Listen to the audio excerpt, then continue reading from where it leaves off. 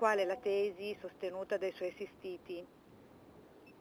Non è una tesi, ma è la verità dei fatti, cioè loro erano in casa e si sono trovati davanti 3 soggetti che si sono introdotti clandestinamente in casa loro, non si sa con quali intenzioni, ma verosimilmente con l'intenzione di rubare, e uno di questi soggetti, diciamo così il più attivo, non si è limitato ad andare via quando ha trovato i 2 cugini, ma ha posto una reazione violenta picchiando uno dei 2.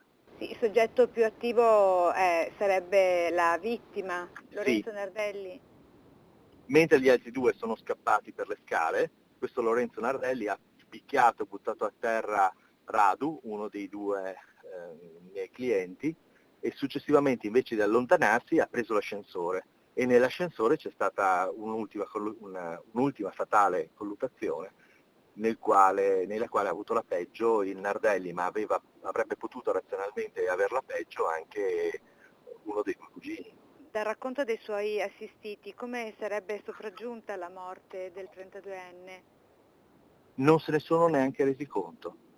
Io sono arrivato alle 3 di mattina in questura perché ero chiamato dal pubblico ministero, e ho incontrato i 2 cugini in mutande, peraltro, perché così si trovarono a casa e non sapevano né di che nazionalità fosse il Nardelli, e né si sono resi conto che fosse deceduto. Hanno detto che respirava, che minacciava, che era seduto, che non si sono resi conto che fosse spirato.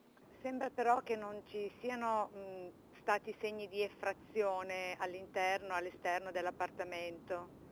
Quindi tra le La, ipotesi del la vaglio di... por- la porta è una porta di legno con uno scrocco che non era chiuso, quindi basta una normalissima carta di credito, un normalissimo artifizio per poter entrare senza lasciar segni. Comunque la Procura della Repubblica sta lavorando sia la squadra investigativa proprio per accertare questi aspetti, le tracce ematiche, per comprendere dove si sia materialmente consumata, se nell'appartamento o nell'ascensore si sia consumata la vicenda, ed anche una serie di ulteriori accertamenti più approfonditi verranno svolti nei prossimi giorni sulle utenze telefoniche.